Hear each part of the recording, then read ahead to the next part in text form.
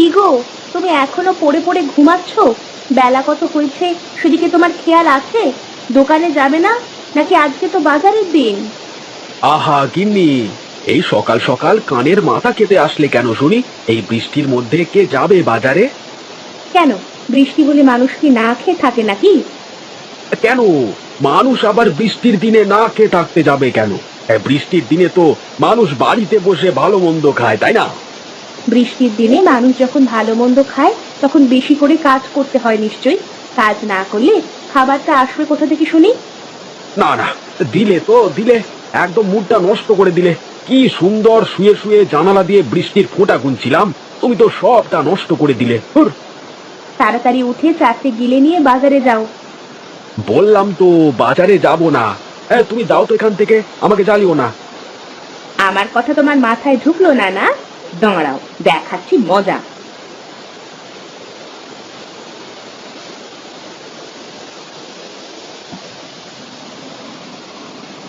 এই কে কে কে কে ছাদ ফুটো হয়ে গেল নাকি রে বৃষ্টিতে?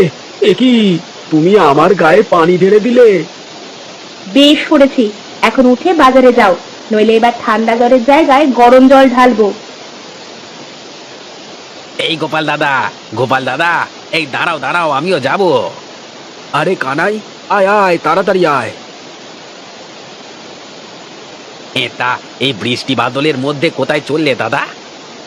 কোথায় আর যাব বল, সকাল বেলায় বৃষ্টির মধ্যে ঘুমিয়েছিলাম, বউ এসে গায়ের উপর পানি ঢেলে দিল। হ্যাঁ, তোমার তো গায়ের উপর পানি ঢেলেছে, তাও আমার বউ তো গরম খোঁচা নিয়ে এসেছিল। বলিস কি রে, একেবারে গরম খোঁচা? তা নয় তো আর কি বলছি। তাহলে তো আমারটাই ভালো আছে রে।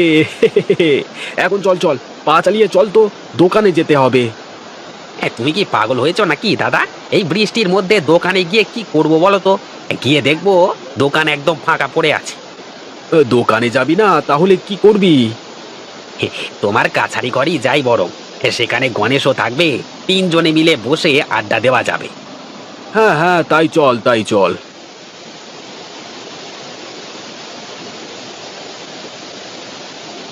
আরে গোপাল কানাই, আয় আয়, আমি তোদের জন্যই অপেক্ষা করছিলাম।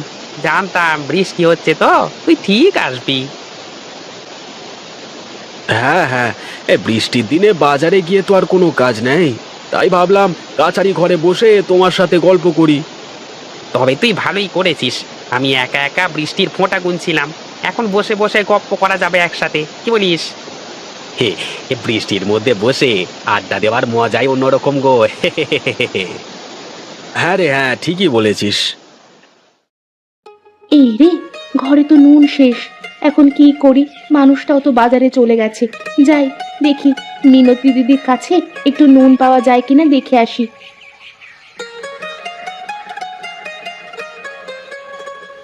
এই দিদি, মিনতি দিদি, বাড়িতে আছো?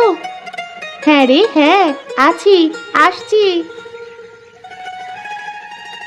কি ব্যাপার মালতী, তুই আয়, ভেতরে আয়। না গো, আমি আর ভেতরে যাব না। তোমার কাছে একটু নুন হবে গো দিদি? বাড়িতে নুন শেষ হয়ে গেছে, আমার মানুষটাও বাজারে চলে গেছে, এখন তো রান্না করতে হবে। হ্যাঁ, তুই আয়, ভেতরে আয়, আমি তোকে নুন দিয়ে দিচ্ছি। কি করি বলো তো দিদি, মানুষটা একদম কাজবাজ কিছুই করতে চায় না, প্রতিদিন বকে বকে তারপরে কাজে পাঠাতে হয়। তুই কার কাছে কি বলছিস? আমি তো আজ সকালে গায়ের ওপর জল ঢেলে দিয়ে ঘুম ভাঙিয়ে বাজারে পাঠিয়েছি। আমিও তো গরম খোঁচানি হাতে নিয়ে গিয়েছিলাম, তারপর ঘুম থেকে উঠলেন মহারাজ। এই গাঁয়ের বেটা মানুষেরা যে এত কুঁড়ে, সে কথা আর কি বলবো। হ্যাঁ রে হ্যাঁ, সে কথা আর বলিস না রে তুই। আমাদের মহিলা মানুষের গুণেই সংসারটা কোনো রকমে টিকে আছে। এখন মনে হচ্ছে আমাদেরই কিছু একটা করতে হবে, না হলে আর সংসারটা চলবে না। ঠিক আছে দিদি, আমি এখন চলি, পরে এক সময় এসে গল্প করব। আচ্ছা ঠিক আছে, আয়।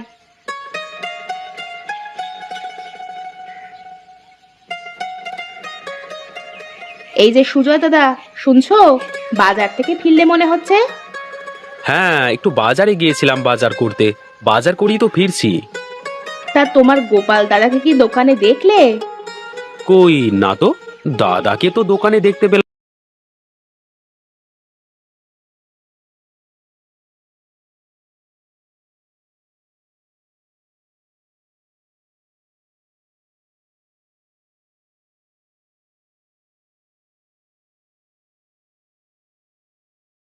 পেলাম না, দোকান তো বন্ধ ছিল। ভাবলাম দাদার দোকান থেকে এক খাঁচি ডিম নেব, তা তো আর হয়ে উঠলো না। আচ্ছা আমি এখন চলি, বাড়িতে বউ বসে আছে, আমি গেলে তারপর রান্না করবে তো। আচ্ছা আচ্ছা, তাই যাও।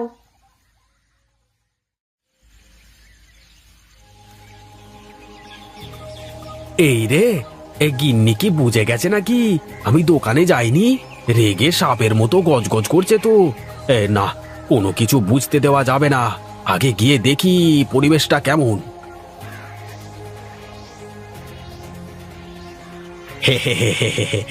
কি গো গিন্নি, কি হয়েছে তোমার? হ্যাঁ, তুমি ঝাঁটা হাতে করে বাড়ির বারান্দায় কেন বসে আছো? হ্যাঁ, ঝাঁটা হাতে কেন সেটা বুঝতে পারছো না? তোমাকে আজ আমি ঝাঁটা পেটা করব। সে কেমন কথা? আমাকে আবার ঝাঁটা পেটা করবে কেন? আমি আবার কি করেছি? কি করেছো বুঝতে পারছো না? না, তা তুমি সারাদিন কোথায় ছিলে? এই রে, গিন্নি বোধহয় বুঝতে পেরে গেছে। এই না না, কিছু একটা বলে বাঁচতে হবে ওরে বাবা। আরে শোনো শোনো গিন্নি, আমি সকালবেলায় বাজারে গিয়ে দোকান খুলে অনেকক্ষণ বসেছিলাম। পরে বাজারে কোনো লোকজন না দেখে দোকানটা বন্ধ করে বাড়িতে ফিরতেই যাচ্ছিলাম, এমন সময় এই কানাই আর গণেশের সাথে দেখা হয়ে গেল। তাই ওদের সাথে গল্প করছিলাম আর কি। কিন্তু সুজয়তা বলল তুমি নাকি বাজারেই যাওনি, দোকানই খোলনি। অনেক হয়েছে, আর নয়, এবার থেকে আমি দোকানদারি করব আর তুমি বাড়ি বসে রান্না বাড়া করবে।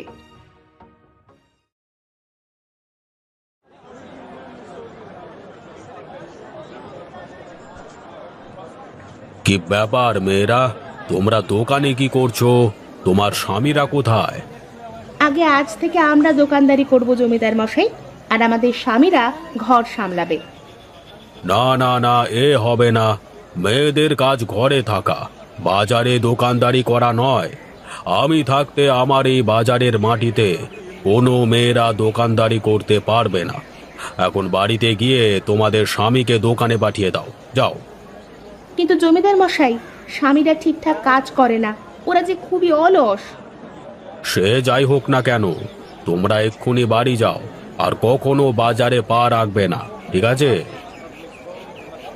এখন কি করবি রে দিদি? জমিদারের কথা অমান্য করে বাজারে তো আর দোকানদারি করা যাবে না। হ্যাঁ, তাই তো, কিন্তু কিছু একটা তো করতেই হবে আমাদের। কিন্তু কি করবি? বুদ্ধি পেয়েছি। জমিদার বাবু আমাদের বাজারের মাটিতে পা দিতে নিষেধ করেছেন। আমরা এক কাজ করি, পানিতে দোকান বানাই। পানিতে? মানে পানিতে আবার কেমন করে দোকান বানাবি? আরে, এ আবার এমন কি কঠিন ব্যাপার?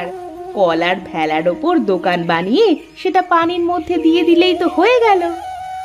এটা কিন্তু মন্দ বলিসনি, এখানে তো প্রচুর মানুষের আসা যাওয়া, খুব ভালো ব্যবসাও করা যাবে। হ্যাঁ রে, ভাসমান দোকানের জন্য অনেকেই আসবে আমাদের দোকানে। তাহলে আর দেরি কেন, চল চল কাজে লেগে পড়ি। চল এখন বাড়িতে চল, কাল সকাল থেকে কাজ শুরু করা যাবে। আচ্ছা ঠিক আছে, চল। এই কানাই, আমাকে কলার গাছগুলো দে দেখি। সবগুলো বাঁশের সাথে বেঁধে ভেলা বানাতে হবে। হ্যাঁ হ্যাঁ, দিচ্ছি দিচ্ছি। এই নাও দাদা, গাছগুলো সব বাঁশ দিয়ে একসাথে করে বেঁধে ফেলো। আমার হয়ে গেছে, ভেলা একদম তৈরি হয়ে গেছে। আমাদেরও প্রায় দোকান বানানোর কাজ শেষ। হ্যাঁ, যাক, অবশেষে দোকান বানানোর কাজ শেষ হলো। জমিদার মশাই, জমিদার মশাই, আপনি নিষেধ করবার সত্ত্বেও ওরা দোকান দিয়েছে। কার এত বড় সাহস যে আমার নিষেধ করবার পরেও দোকান দিয়েছে? কোথায় দোকান দিয়েছে? চল, আজ আমি ওদের উচিত শিক্ষা দেব। জি বাবু, চলেন।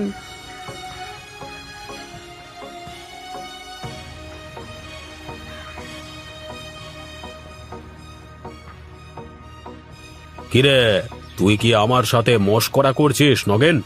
তুই আমাকে কোথায় নিয়ে আসলি? বাবু, দোকানটা এইখানেই তো দিয়েছে ওরা। এখানে দোকান দিয়েছে মানে? আশেপাশে তো কোনো দোকানই দেখছি না। বাবু বাবু, এই দূরে তাকিয়ে দেখুন, ওই নদীর মাঝখানে ওরা দোকান দিয়েছে, ভাসমান দোকান। বলিস কি রে, একেবারে ভাসমান দোকান? চল চল গিয়ে দেখি।